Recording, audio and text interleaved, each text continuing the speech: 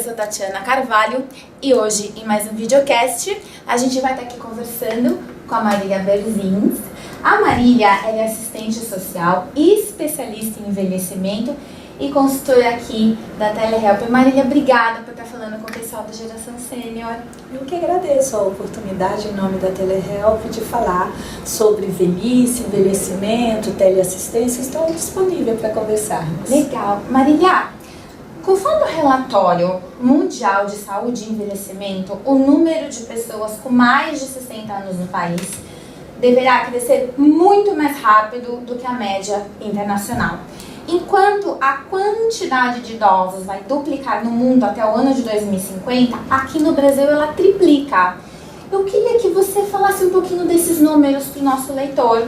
Olha, eu acho que esses números são promissores. Eles revelam que a tecnologia, a ciência e várias outras fontes favoreceram que nós vivêssemos mais. E viver mais é uma grande conquista. Aliás, é a maior conquista da humanidade no último século. Se a gente pensar que no começo de 1900, dos anos, vamos dizer, até 1950, as pessoas morriam com 50 anos, hoje a expectativa de vida do brasileiro chega a 75 anos. Então nós temos que olhar para esses dados como conquista, como triunfo, e isso precisa ser celebrado. No Brasil, hoje, a população idosa já supera 26 milhões de pessoas. Muita gente. Vai aumentar, como você disse, o relatório aponta, todo mundo tem prestado atenção nesses dados, então cada vez mais teremos pessoas idosas na população brasileira. Nós temos que olhar para este número com triunfo, com celebração, como conquista, mas por outro lado também precisamos olhar com um olhar assim de desafio, né? A velhice não é igual para todo mundo, né? E eu acho que isso é importante. Por exemplo, mulheres envelhecem diferentes de homens, a condição de renda, classe social determina o lugar em que nós teremos na sociedade. E naturalmente isso vai impactar também na questão da velhice, né? Mas a princípio, nós temos que celebrar e comemorar esse grande número de pessoas idosas na nossa população. Sem dúvida. Marília, você acha que o Brasil está preparado para atender essa parcela tão numerosa da população? Eu acho que é aí que está o desafio que eu citei anteriormente. Que a gente estava conversando antes de gravar. Exatamente. Veja, infelizmente o Brasil ainda não está preparado. Quando eu falo Brasil, eu estou pensando o Estado brasileiro, eu estou pensando na sociedade, estou pensando na família e também estou pensando nas pessoas que têm 60 anos e mais. Então, vou começar pelo Estado, né? Veja, nós não temos hoje um conjunto de políticas públicas que respondam às necessidades das pessoas idosas que precisam de cuidado, por exemplo. Né? Então, o Estado é devedor de uma oferta de políticas satisfatórias que contemplem essa necessidade. Vou só te dar um exemplo. Se um idoso, se uma família precisar internar, institucionalizar uma pessoa idosa numa instituição, a oferta pública de vagas é insignificante.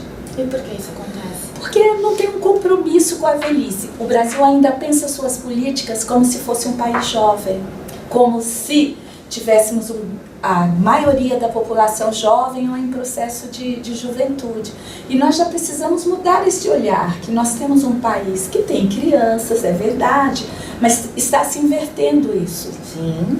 Cada vez vão chegar mais pessoas idosas nos serviços públicos, na saúde, na assistência social, na previdência, e essas pessoas precisarão de cuidado. E o que nós temos para oferecer? Eu acho que esse é um grande desafio. No momento é insatisfatório. Quando eu penso em família, que eu disse para você da questão do desafio, as famílias hoje ainda põem a responsabilidade de cuidado sobre a própria família, daí a ausência do Estado. Por outro lado, muitos pais esperam que seus filhos cuidem deles na velhice. Mas aí nós temos uma novidade no cenário, reduziu-se a taxa de fecundidade. Então nós não temos tantos filhos quanto tínhamos no passado. A média hoje, segundo os dados mais recentes, e o IBGE nos ajuda nisso, é 1,9 filhos. Ou seja, nós estamos com uma taxa negativa, que o ideal numa população é que seja essa taxa de 2. Né? Então, menos filhos. E essa ideia que nós construímos, que é o filho que tem que cuidar, isso faz sentido, até porque a Constituição assim faz, mas os filhos vão crescer, vão mudar, vão casar e vão ter as suas vidas. Então a gente precisa rever este pensamento. Quem é que vai cuidar de mim na velhice? Terceiro aspecto, a sociedade. A sociedade ainda não valoriza a velhice e o envelhecimento. Nós temos preconceitos ainda elementares e fundamentais em relação à velhice. A sociedade vive um paradoxo. Ela quer viver muito, mas não quer ficar velha. Não é possível. Não, é impossível, na verdade. É impossível. Só envelhece quem vive muito, não é?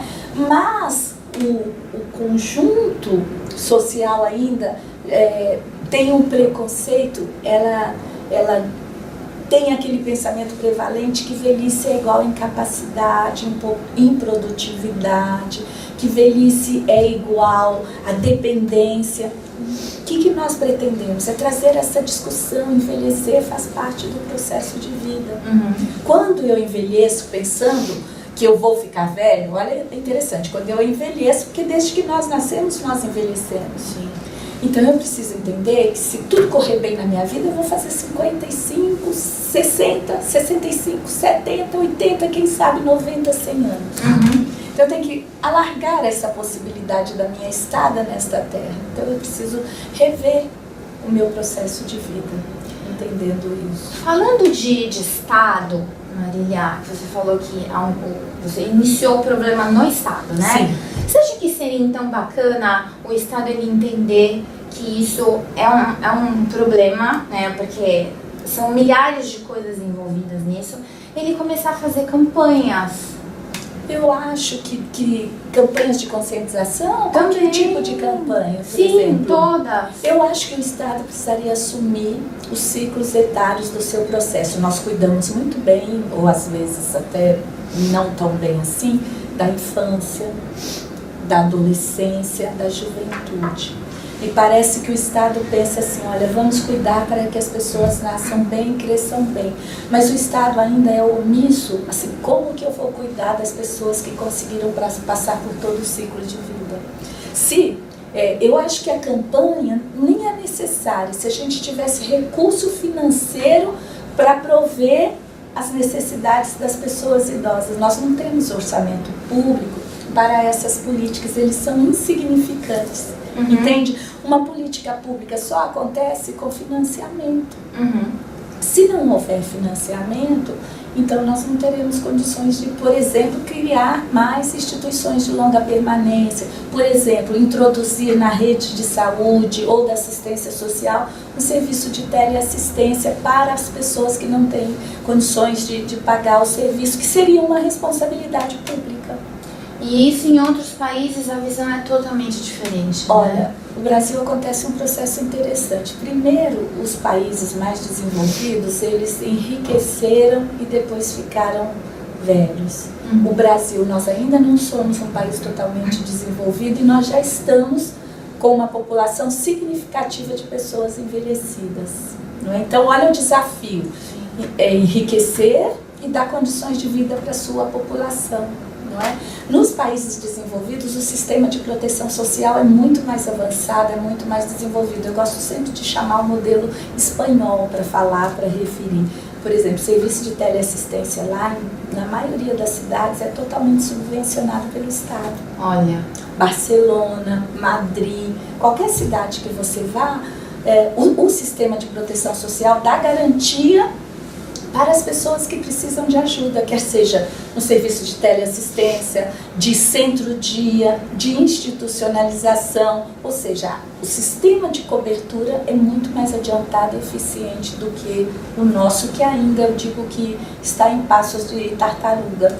Ou seja, nós temos exemplos em outros países, sim. milhões de países. E ainda não há... E nós ainda estamos pedindo centro-dia, estamos pedindo vaga em instituição, entende? Nós estamos criando centro de convivência. Então parece-me que algumas políticas nós ainda estamos engatinhando.